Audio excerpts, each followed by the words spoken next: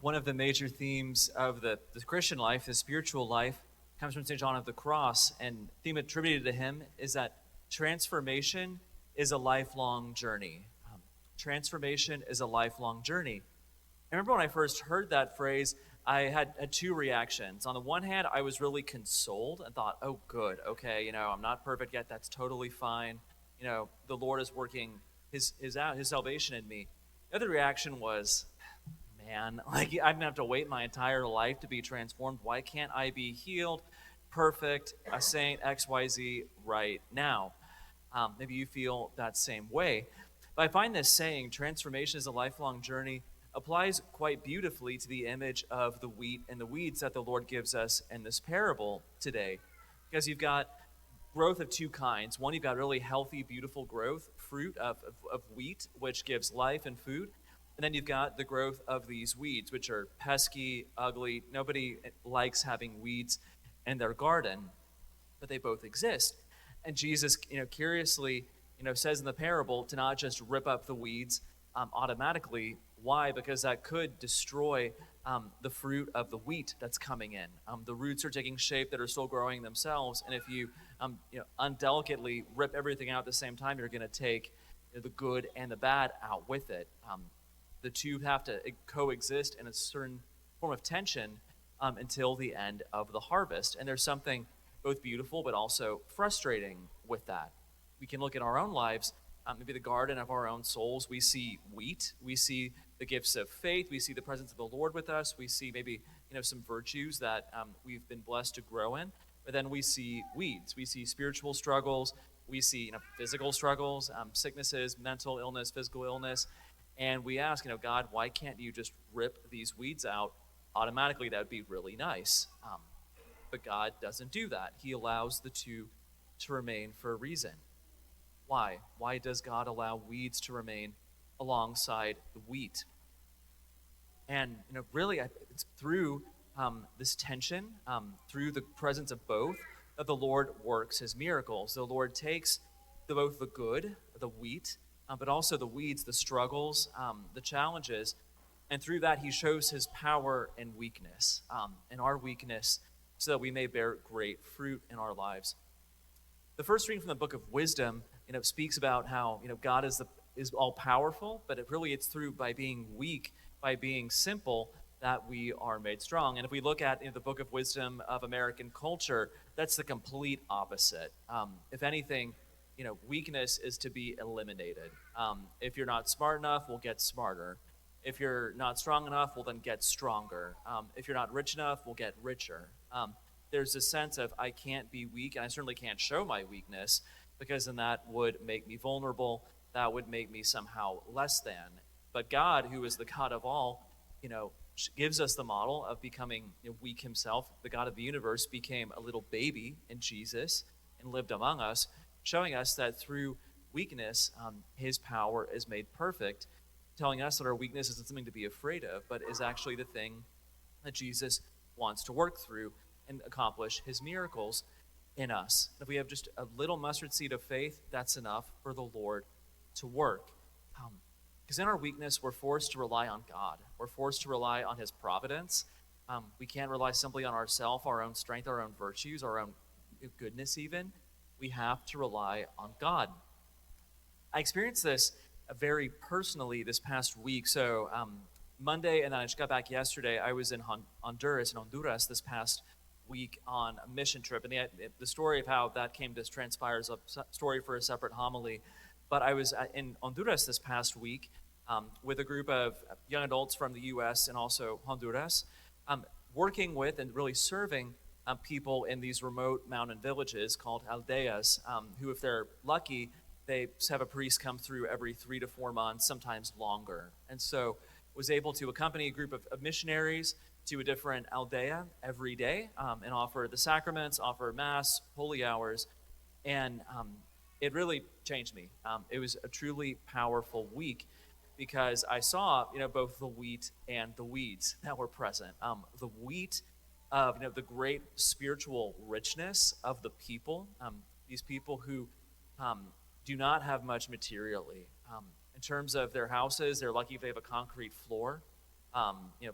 food insecurity is a thing, running water is spotty, but they are spiritually rich.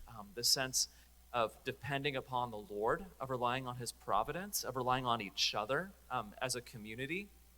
There's a great spiritual richness that's there that they really shared with us. This great sense of God's providence.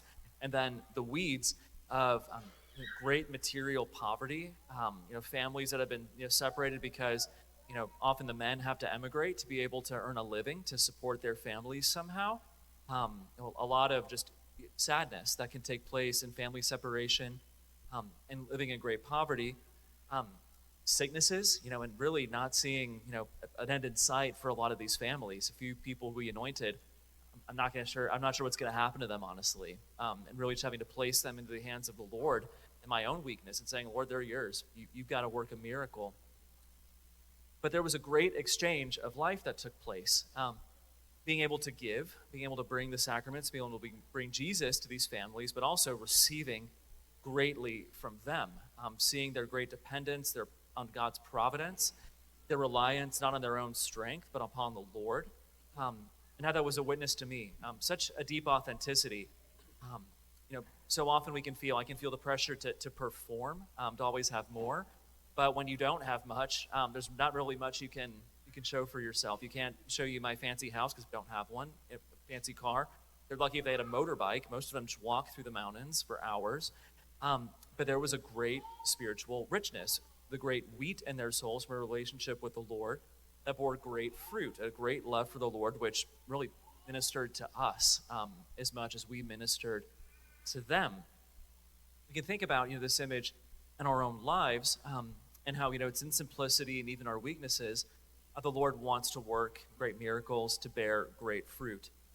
For many of us, the weeds of our life, it may be material poverty, but it's probably maybe something more on another scale. It could be just the pain of divorce, the pain of family separation, or going through a deep financial hardship where there seems to be no end in sight. Could be mental illness, or just a sense of loneliness. Who knows? And we all have weeds in our life that we just wish the Lord would just rip out and take and make us perfect, but for some reason he hasn't done it yet. Or even just in our own spiritual lives, we don't see the fruits. We get distracted in prayer. We don't feel that God is with us. We don't think that we're doing great things for the Lord. But I think that's a pitfall because the two coexist, and that's the Lord's will. Not that we suffer, but that we approach the Lord with a disposition of open hands to receive from him, to receive his life, his grace, his fruitfulness, his mercy and healing, so that fruit can be born, because fruit is born, especially in the midst of our weaknesses. But then at the great harvest at the end of our lives, what does Jesus tell us in the parable? He will send his angels to cut down the weeds, but then reap the great harvest. That's the great treasure that we are called to build on earth, not through our own efforts primarily, but through an intimate union relationship with the Lord, trusting that he is a sower, is working in our lives, especially through the sacraments, building up a great harvest of wheat of his mercy, of his presence in us for the great heavenly harvest, the great banquet of heaven. St. Ignatius of Loyola, in one of his famous prayers, the Suscipet, which is really a prayer of offering himself fully to the Lord, he says, "Grant me, Lord, your grace, your love, your fruitfulness. Your grace that I may be truly, your grace, gosh, I forgot the prayer now. Your grace that I may truly know and submit to your wish and will. Your love that I may know that I am loved by you. And your fruitfulness that I may be truly rich and want nothing more." And so I think it's a beautiful invitation for us at this Mass to ask for an increase in the Lord's grace, to receive the grace of his love, of his mercy, the grace of the Holy Spirit, to be able to pour into our hearts so that that spiritual wheat of intimate union with the Lord may grow and bear fruit. His love, that we may know that we are truly his, we are precious in his eyes, that, and especially in our weaknesses, the Lord does, can, and desires to work great miracles, even if we don't see it immediately. And fruitfulness, that we may be truly fruitful on this earth, even in the midst of our challenges, of our struggles, trusting that if we approach the Lord with open hands, that he is faithful, that he is with us, that even in our weaknesses, he will bear great fruit.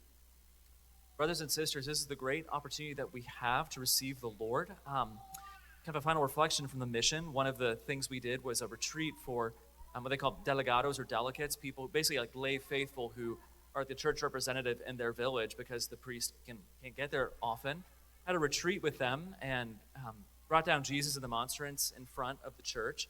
And the delegates were invited to come up and pray before the Lord and even touch Jesus and the monstrance. And they were crawling on their knees up the altars. About really an hour was out there holding Jesus. And to be able to see their faces touch the Lord, really believing that's the Lord there. What appeared outwardly, a piece of bread made from wheat, we know that's truly Jesus, not just a piece of bread.